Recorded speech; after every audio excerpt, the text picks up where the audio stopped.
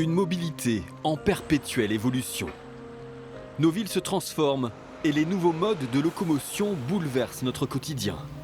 Aller plus vite, rouler plus propre, en famille ou pour affaires.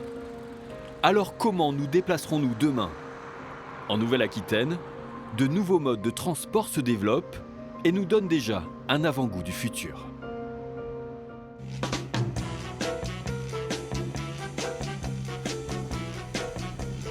Comme un air de James Bond sur le port de La Rochelle. Avec ce catamaran aux lignes et au design futuriste.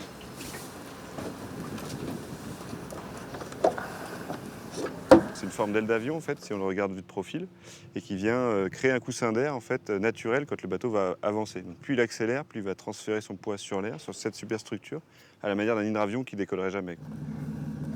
Sur les pontons, c'est toujours l'étonnement.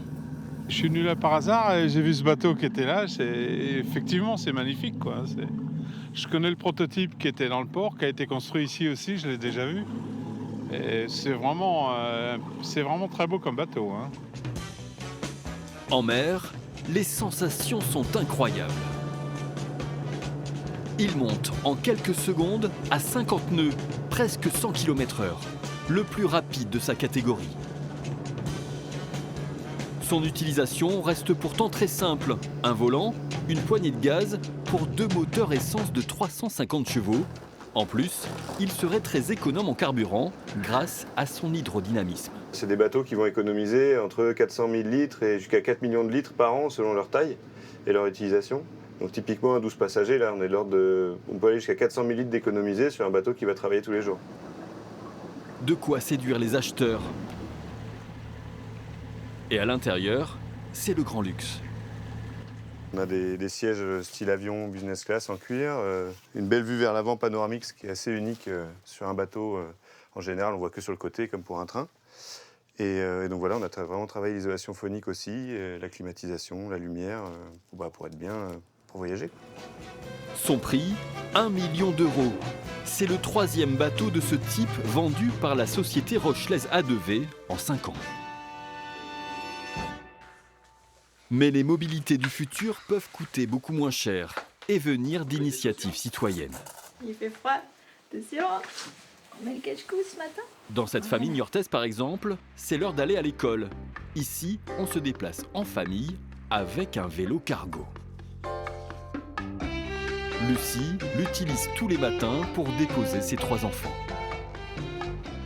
Et en fait, on a déjà fait 2000 km en un an. Donc, Et quel que soit le temps, oui, bon, quand c'est vraiment de la pluie très forte, non. Donc, voilà. parce que là il n'est pas complètement équipé là encore. Voilà, il manque encore juste la bâche de protection. C'est parfait. D'ailleurs, elles sont toujours motivées pour monter dans le vélo. On n'a pas de temps à perdre à chercher une place. C'est vraiment une grande liberté. On se gare où on veut et on sait le temps qu'on va mettre pour aller à tel endroit. On ne se dit pas, il y a peut-être des bouchons. Donc ça, c'est super. Un drôle d'engin, de plus en plus présent dans les rues de nos villes. Une vingtaine rien que sur Niort.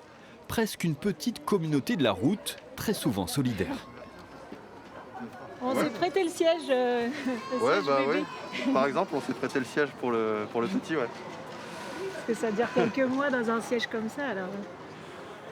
C'est un peu comme les motards, on se fait signe sur la route.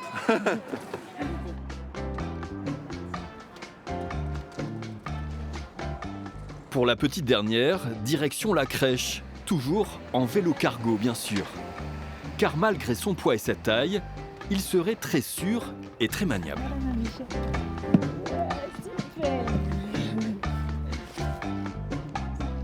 Sur ces modèles-là, par exemple, la direction est une direction par câble, ce qui fait qu'en fait la roue avant, elle a une très très grande amplitude. Donc en fait, on a l'impression que parce que c'est gros, on va avoir du mal à manœuvrer, mais à l'arrêt, on fait des demi-tours dans un mouchoir de poche. À ce niveau-là, c'est vraiment très très pratique. Bon, il y a un petit coup de main à prendre au début, quelques jours, mais après, une fois qu'on a le vélo en main, ça se pilote vraiment facilement. Pour s'équiper, comptez environ 5 000 €. Un budget conséquent, mais rapidement amorti pour cette famille. On avait une berline avant d'avoir les enfants, une compacte. On a vendu cette voiture, ça nous a permis de financer le vélo cargo et vu Le coût financier à l'année d'une voiture en assurance, en essence, en entretien, etc., c'est vite amorti. Ouais. Retour à La Rochelle, avec ces nouveaux bus ultramodernes. Quand on voit arriver, on est un peu surpris, surtout qu'on n'a jamais eu ça ici à La Rochelle, mais ouais, voilà, c'est un peu plus du futur. Un véhicule 100% électrique fabriqué par Alstom. Les premiers usagers sont déjà sous le charme.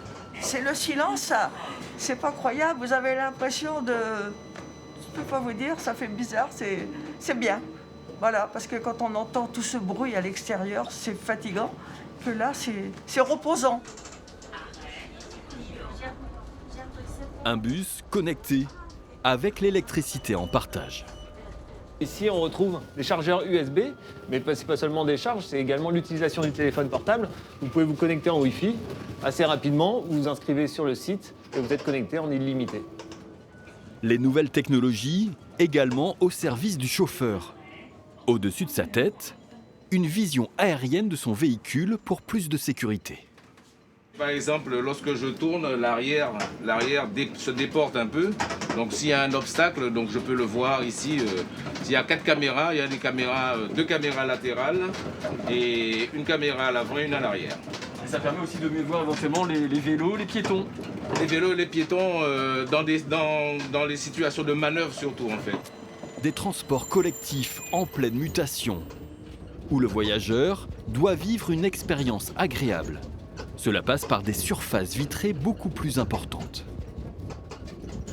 Donc on voit bien ces vitres qui sont 20 ou 30% plus importantes que des bus classiques, avec également un pare-brise qui est généreux. À l'arrière, on retrouve aussi une vue panoramique. Donc on a vraiment une vue à 360 et c'est des véritables photos qu'on fait de la ville en se promenant. En fait, on a une belle vue, c'est assez sympa. C'est sympa pour admirer La Rochelle, quoi. Ouais, pour admirer La Rochelle. Alors, on a l'impression d'être dans un bus un peu touristique, en fait. Mais là aussi, la modernité se paye. 600 000 € le bus, soit 2 fois le prix habituel. L'agglomération de La Rochelle a décidé d'en acheter 4 pour l'instant. Mais nos villes sont-elles prêtes pour ces nouvelles formes de mobilité? À Niort, les vélos cargo ont parfois du mal à se faire une place. Sur le terrain, Lucie et son mari déchantent parfois. Ah, extinction des éclairages publics. Il fait pas tout à fait nuit, mais il fait quand même un petit peu nuit quand même. J'avais écrit à la mairie pour ça, mais sans réponse et sans effet. C'est sûrement pour faire des économies d'énergie, mais quand il fait nuit quoi. Niort manque aussi de bandes cyclables et les routes ne sont pas toujours en bon état. Il y a plein de nids de poules, des bouches d'égout, et c'est plus ça qui me fait peur parce que si je veux éviter un nid de poule pour pas trop que ça secoue ou qu'on bascule, il y a les voitures à côté, donc ça c'est plus ça qui est dangereux. Mais quelles que soient les difficultés, Lucie le promet, elle n'est pas prête d'abandonner son vélo cargo. À La Rochelle, les derniers tests du bateau futuriste se terminent. Il va bientôt rejoindre son nouveau port d'attache pour assurer une liaison Monaco-Vintimille. Au chantier naval, on prépare déjà la suite. Les ingénieurs travaillent en particulier sur la propulsion, hydrogène ou électrique. Mais la conversion n'est pas si évidente. Là aussi, il y a des contraintes assez élevées au niveau sécurité notamment, au niveau réglementation. Et là aussi, au niveau poids, c'est pas simple d'obtenir des rapports poids-puissance élevés, acceptables pour créer des bateaux rapides. Leur rêve maintenant, conquérir l'estuaire de la Gironde. Royan-Bordeaux, en 1h30, au prix d'un trajet en voiture avec péage et parking. Selon eux, les premiers essais sont déjà concluants. Le bateau s'arrête très vite, donc c'est très sécurisant. Il ne fait pas de vagues, donc il peut passer vite à des endroits sans déranger les berges. Et il s'intègre bien dans le maritime, il y a une bonne vision sur les embâcles, etc. Et le fait qu'il ait très peu de tirants d'eau à haute vitesse fait que c'est très adapté au fleuve, notamment au fait qu'il y ait une présence d'embâcles et de bouts de bois, etc. Il est très peu sensible à ça, étant très allégé sur l'air. Chercheurs et entrepreneurs nous promettent donc un futur bien différent en matière de transport. Et les nouvelles formes de mobilité n'ont sans doute pas fini de nous fasciner.